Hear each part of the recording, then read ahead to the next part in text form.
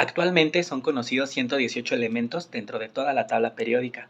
Y dentro de estos mismos existen los metales, los no metales, los metaloides y diversas formas de que los podemos clasificar: líquidos, sólidos, gases, y dentro de sus distintas propiedades físicas y químicas también podríamos ordenar una clasificación sobre ellos. Pero, lejos de todo lo que podamos llegar a construir con la unión de entre diversos y distintos elementos químicos, ¿sabías tú de dónde se originan todos estos elementos? Vamos a debatir todas las ideas principales sobre este tema. Bueno, pues resulta que todos los elementos químicos han ido apareciendo o han ido haciendo su aparición durante distintos periodos de tiempo. Por ejemplo, si comenzamos con los primeros elementos químicos de la tabla periódica, el hidrógeno y el helio, estos son sintetizados desde el inicio del universo, desde los inicios del Big Bang. Es en esa grandísima explosión llena de un montonal de temperatura y muchísima energía, en donde, pasado un tiempo, las partículas fundamentales de todos los átomos, electrones, protones y neutrones, logran juntarse y formar estos núcleos. Todos los elementos tienen átomos distintos y específicos para sí mismos, con distintos números de electrones, protones y neutrones. Ahora bien, los siguientes elementos, como litio y berilio, logran sintetizarse después de la interacción de estos elementos con rayos cósmicos. ¿Qué son los rayos cósmicos? Son ondas de energía muy altas en donde se pueden fusionar los núcleos atómicos. Por decir fusionar, entendemos que dos átomos chocarán entre ellos y reordenarán sus electrones, protones y neutrones y formarán elementos más grandes. Este concepto de la fusión nuclear es importante para avanzar en todo lo que resta. Ahora bien, los demás elementos, hasta el elemento hierro, se forman una vez que se han formado las estrellas. En las estrellas existen condiciones de temperatura y de presión muy altas, y los siguientes elementos después del berilio son bastante, su proceso de síntesis por fusión nuclear es exotérmico, es decir, ocurre liberando energía. Esto es lo que mantiene vivas a las estrellas, el constante proceso de hacer síntesis de elementos y ellos entregan energía. ¿Por qué hasta el hierro? La síntesis del hierro se conoce como endotérmica, es decir, que absorbe energía. Entonces, sintetizar desde el hierro hacia más adelante va a consumirnos energía, le va a estar quitando la propia energía de la estrella. Y es ahí en donde sucede la síntesis más allá del hierro en otros elementos químicos. Ahora bien, ¿cómo se sintetizan todos los demás elementos entonces?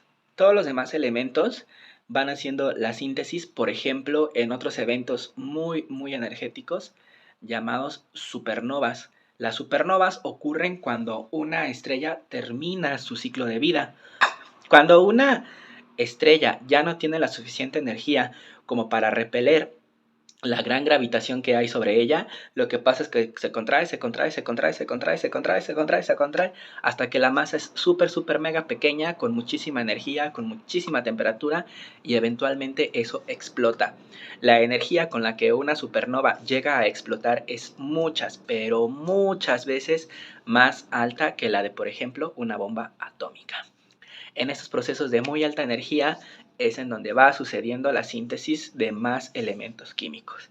Y así es como en el universo, como las supernovas, existen muchos otros eventos pero que muy energéticos. Por ejemplo, existen estrellas que llamamos estrellas binarias, que son cuando tenemos dos estrellas y una comienza a girar alrededor de la otra. Se la conoce como una estrella binaria.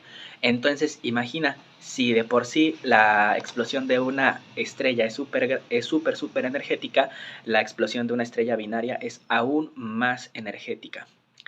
Ahora bien, es interesante saber de dónde vienen esos elementos, pero también hay elementos químicos que han sido sintetizados por el humano a través de máquinas que se llaman aceleradores de partículas. ¿Qué es lo que hacen estas aceleradores de partículas? Como bien su nombre lo dice, se dedican a través de campos eléctricos y magnéticos a acelerar partículas. Hay que decir que estas máquinas son kilométricas, son exageradamente grandes, y el se hacen para que estas partículas alcancen velocidades cercanas a la de la luz. Una vez que se han alcanzado velocidades cercanas a la luz, se dirigen para que choquen entre sí. Cuando chocan entre sí se pueden dar procesos de fusión nuclear. Y es allí en donde se han sintetizado muchos más elementos. A nuestro que tenemos un resumen del origen de los elementos químicos en el universo, es importante saber que los elementos, así como han sido creados, siempre han existido allí, pues en la química existe una máxima que es aquella que dice: la materia no se crea ni se destruye, únicamente se transforma. Es decir, que bien podría ser que los elementos, los átomos que hoy día conforman nuestro cuerpo, nuestro cabello, nuestra piel, nuestras manos, nuestras uñas, en algún momento hace miles y miles de millones de años hayan sido los primeros átomos en haberse formado. ¿Es posible así? ¿Es posible de otra forma? Por ejemplo, ¿cómo llegan los elementos entonces a los distintos planetas? Lo cierto es que los elementos químicos que conocemos nosotros llegan a través de asteroides. Cuando la Tierra se acaba de formar como un trozo de piedra caliente y se estaba formando nuestro sistema solar, estas piedras y esos asteroides impactan sobre la corteza terrestre.